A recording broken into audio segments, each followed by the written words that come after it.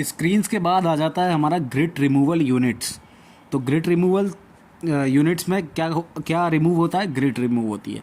Grit क्या होता है हमको पता है, sand, glass, pebbles, metal pieces etcetera, इन सभी को हम ग्रिट बोलते हैं।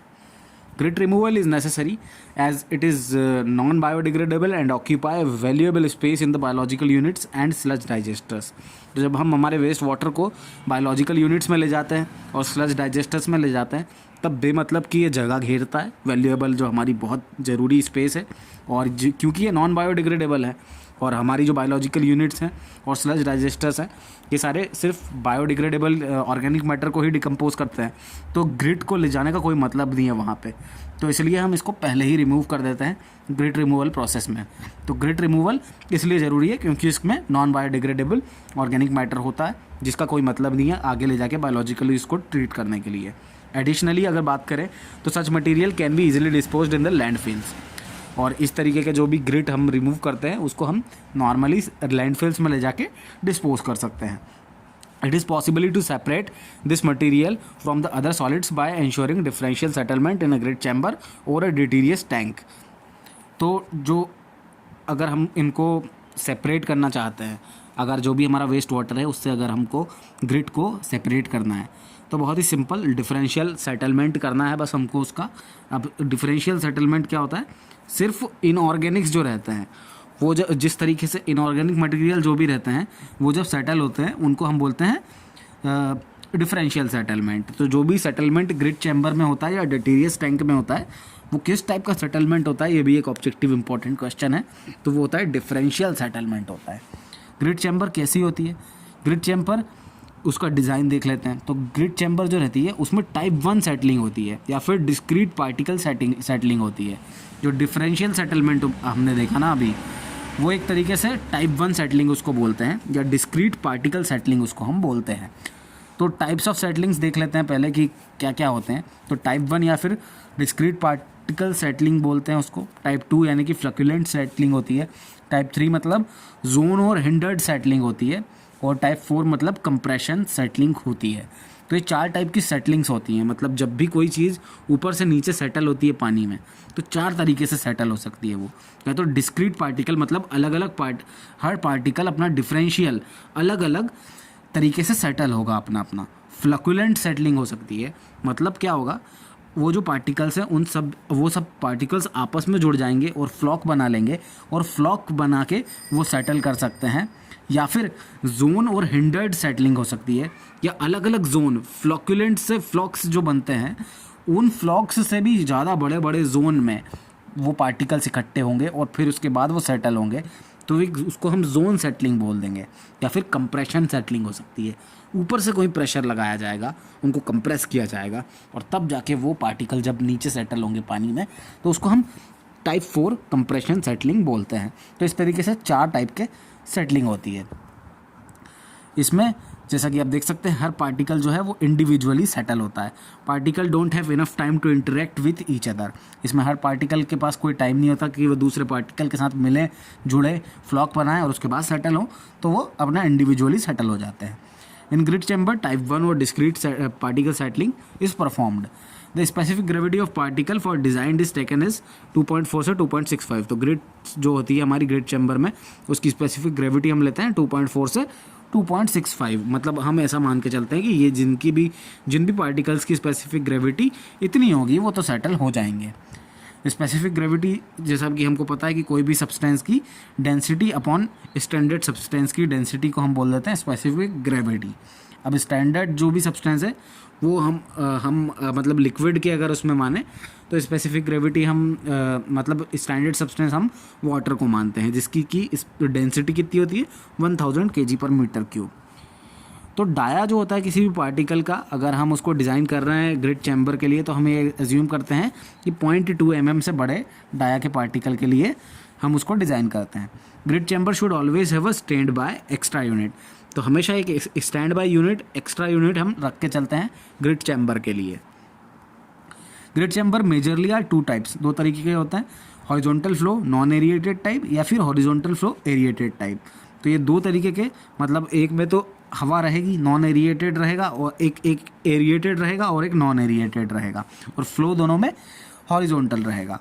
तो जैसा देख सकते हैं आप, इसमें जो पानी रहता है वो एक शैलो टैंक होता है ये, उसमें एक डिस्चार्ज आता है हमारा पानी का, वेस्ट वाटर का, और वो जो डिस्चार्ज जब उसमें जाता है तो वो लंबी लेंथ तक, वो एक लंबा जो हॉरिजॉन्टल फ्लो के लिए एक लंबा हमको चाहिए रहेगा वो टैंक, तो उसको हम बोलते हैं horizontal flow non aerated type tank. इसमें एरिएशन नहीं हो रहा है। और इसमें जब हम क्लीनिंग करते हैं तो स्क्रैपिंग मेथड से हमको करना पड़ता है, मैकेनिकली है जब हम इसको क्लीन करते हैं तो घिस घिस के, मतलब एक तरीके से हम स्क्रैपिंग कर करके उसको साफ़ करना पड़ता है हमको। हॉरिजॉन्टल फ्लो जो एरिएटेड टाइप रहता है, इसमें क्या रहता है, हम जैसे जगह जगह पे छेद बना देते हैं टैंक के अंदर ही, एयर डिफ्यूज़र्स बोलते हैं उनको। एयर डिफ्यूज़र्स जो रहते हैं वो एक एयर जो है वो सर्कुलेट होती रहे, एरेटेड रहे, हवा रहे वहाँ पे, उस चीज़ को इंश्योर करते हैं एयर डिफ्यूज़र्स। तो उनके थ्रू वो एयर डिफ्यूज़र जाते हैं।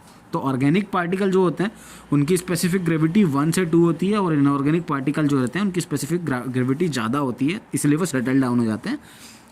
और इसलिए आप ये देख सकते हैं कि ऑर्गेनिक जो हमारे मैटर होते हैं उनकी स्पेसिफिक ग्रेविटी 1 से 2 होती है, और इनऑर्गेनिक मैटर रहते हैं उनकी स्पेसिफिक ग्रेविटी 2.6 से 2.9 होती है। जो फ्लो वेलोसिटी होती है हमारे ग्रिट रिमूवल टैंक में, वो होती है 15 से 30 सेंटीमीटर पर सेकेंड। और डिटेंशन टाइम मतलब कि कितनी देर पानी रहा उसके अंदर, जो भी फ्लो हमने अप्लाई किया था, जो भी डिस्चार्ज उसमें आया था, वो कितनी देर रहा। तो डिटेंशन टाइम 40 से 60 सेकेंड होता है, और फ्लो वेलोसिटी 15 से 30 सेंटीमीटर पर सेकेंड होती है, और वाटर डेप्थ हमारी 1 से 1.8 मीटर होती है। और जो क्रिटिकल स्कोरिंग वेलोसिटी होती है उसको हम एक फार्मूला दिया हुआ है, मॉडिफाइड फार्मूला, शील्ड्स का बोलते हैं इसको, शील्ड्स मॉडिफाइड फार्मूला। और ये फार्मूला होता है 3 to 4.5 √GD GS-1। तो इसके थ्रू हमको मिल जाती है क्रिटिकल स्कोरिंग वेलोसिटी। अब जी क्या होता है यहाँ पे, तो जी होता है हमारा एक्सेलरेशन ड्यू टू ग्रेविटी, जो कि होता है 9.81 मीटर पर सेकेंड स्क्वायर। डी हमारा होता है डायमीटर ऑफ पार्टिकल, जिसको हम मीटर में रखते हैं। जीएस हमारा होता है स्पेसिफिक ग्रेविटी ऑफ पार्टिकल। तो ये जो क्वेश्चन है, ये मतलब ये जो न्यूमेरिकल टाइप के क्वेश्चन इसमें से बन सकता है, और क्योंकि यहाँ पे कैलकुलेटर अलाउड नहीं है तो इस तरीके के क्वेश्चन करना would be the impossible task for us. तो इसलिए इसको हम सिर्फ फार्मूला को देख सकते हैं, और हो सकता है डायरेक्टली पूछ ले फार्मूला, तो हमको यहाँ पे इस पर एक नज़र बना के रखनी है ताकि हम इसको पेपर में आए तो टिक कर सकें। उसके बाद जो हमारा डिटीरियस टैंक होता है वो क्या होता है। अब जैसे ग्रिट रिमूवल जब हम करते हैं तो 2 तरीके से करते हैं, एक तो ग्रिट रिमूवल टैंक से करते हैं, एक डिटीरियस टैंक से करते हैं। तो डिटीरियस टैंक के बारे में देख लेते हैं। Detritus tank is designed for detention time of 3 to 4 minutes and horizontal velocity of 9 to 15 centimetre per second. तो डिटीरियस टैंक को हम डिज़ाइन करते हैं 3 से 4 मिनट डिटेंशन टाइम के लिए, और हॉरिजॉन्टल फ्लो वेलोसिटी जो इसमें होती है वो होती है 9 से 15 centimetre per second. Organic matter जो होता है, जैसा हमको पता है लाइट होता है, वेट उसका अगर देखें तो। इनऑर्गेनिक मैटर जो रहता है वो हैवी होता है। अब ये लाइट होता है ना, तो इसमें जो पार्टिकल्स होते हैं वो कम हमको मिलते हैं, कम साइज़ के, और इनऑर्गेनिक मैटर में हमको बहुत सारे टाइप के पार्टिकल्स मिलते हैं, और किसी भी टाइप के, वो ज़्यादा भी बड़े हो सकते हैं, कम भी बड़े हो सकते हैं। Grid chamber is design to remove inorganic particle. तो जो हमारा ग्रिड चैम्बर है वो इनऑर्गेनिक पार्टिकल को रिमूव करने के लिए डिज़ाइन किया जाता है, जबकि डिटीरियस जो टैंक है वो हमारा ज़्यादा से ज़्यादा इनऑर्गेनिक पार्टिकल को रिमूव करने के लिए किया जाता है। क्योंकि दोनों ही इनऑर्गेनिक पार्टिकल को रिमूव करेंगे तो ग्रिड चैम्बर जो है वो अधिकतर इनऑर्गेनिक पार्टिकल को, मतलब एक कुछ पर्टिकुलर डाया के जो साइज़ के रहेंगे वो सिर्फ वही सेटल होंगे, लेकिन ज़्यादा से ज़्यादा सेटल जो होंगे वो होंगे हमारे डिटीरियस टैंक में। क्यों होंगे? क्योंकि यहाँ पे जो हमारा डिटेंशन टाइम है वो भी ज़्यादा देर का है, 3 से 4 मिनट का है, जबकि हमारा जो हॉरिजॉन्टल फ्लो, जो हमारा जो भी ग्रिड चैम्बर था उसमें जो हमारा डिटेंशन टाइम था वो काफ़ी ज़्यादा कम था। तो ग्रिड रिमूवल जो यूनिट्स होती हैं उसमें हमारा डिटेंशन टाइम जो होता है वो होता है 15 से 30 सेंटीमीटर, 40 से 60 सेकंड होता है। अब कम देर के लिए पानी रखेंगे तो कम देर तक वहाँ पे सेटलमेंट होगा, और क्योंकि डिटीरियस टैंक में हम 3 से 4 मिनट पानी रख रहे हैं तो फिर वहाँ पे जाहिर सी बात है कि वहाँ पे ज़्यादा देर तक पानी होगा। Practically segregation of organic matter and inorganic matter is difficult, therefore grid chamber is preferred.